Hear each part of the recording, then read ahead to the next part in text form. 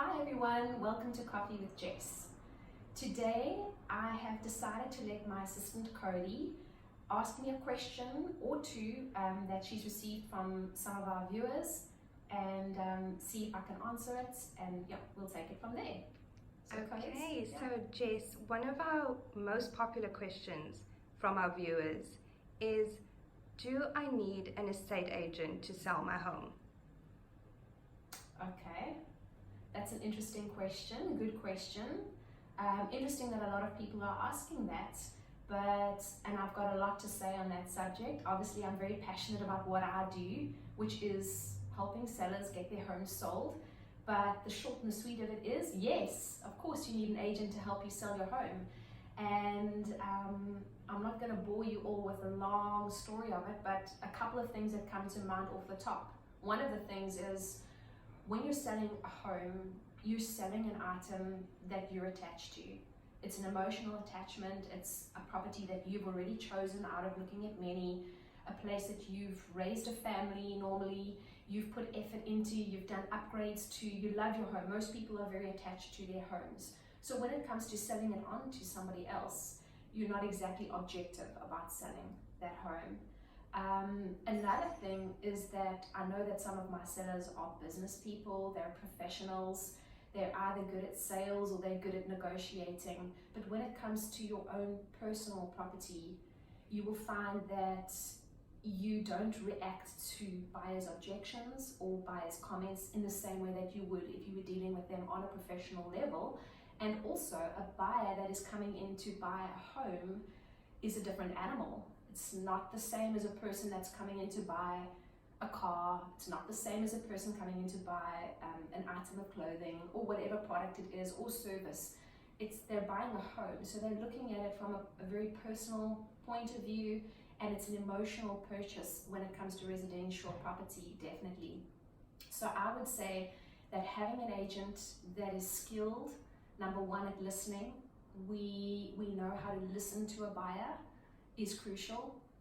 We do it day in and day out. We come into contact with buyers and we listen and we understand what it is that they need. Not all buyers need the same thing, and I find that often when a seller comes into the picture and a seller speaks to the buyer, what do? Talk. They oversell their homes. They're very eager to let the buyer know exactly what that home has meant to them, and they don't necessarily listen to what the buyer is looking for, what the buyer needs. And that can also be potentially off-putting for a buyer who comes in and thinks, well, it's your home. Obviously, you've only got good things to say about it. And a buyer might not necessarily trust a seller like they would an agent. Now, you might say, well, why would a buyer trust an agent who is acting on behalf of the seller and also has an interest in getting that home sold? Well, quite frankly, we're bound by a code of ethics, and we have a huge responsibility to make sure that certain things are declared, certain items are declared. Our ethics are extremely high in this industry. We don't do anything below board. We deal with buyers on a day-to-day basis and know exactly what buyers are looking for, what they need to know in terms of declarations to properties. When they have an objection, we are skilled in countering that objection, but actually leading them to understand that maybe their objections aren't always valid, or that they have a positive to a negative objection. There's a positive side to it. So all I'm saying is also that code of ethics that we're bound to. We could lose our licenses for doing something, or portraying a property to be what it's not. Is a seller bound by that code of ethics? Well, one would argue and say, yes, all people are bound by a general code of ethics, but there are many sellers who wouldn't even see that over-promoting their home or over-exaggerating a feature of their home was unethical. So as an agent there, being a go-between between a buyer and a seller, you have a win-win situation. That is just the one aspect of having an agent represent you when selling your home. There are plenty of other aspects, like tying up the deal, the art of negotiating the best price for that home, being a market expert and understanding what sales have happened in that area throughout the years. That only comes with time and experience. There's other aspects like the closing of the sale, all the requirements that are needed once the sale is on the go, liaising with attorneys, liaising with banks, all the service-orientated side of things.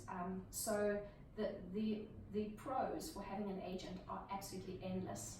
And yeah, I don't know if you've got any other questions, but that is basically in a nutshell why I say absolutely you cannot lose having an agent sell your home for you. Okay, so that's a wrap for us today on today's question. But please keep sending your questions through. We'd love to tackle them, and hopefully we can provide you with some answers to those questions. Have a good Friday!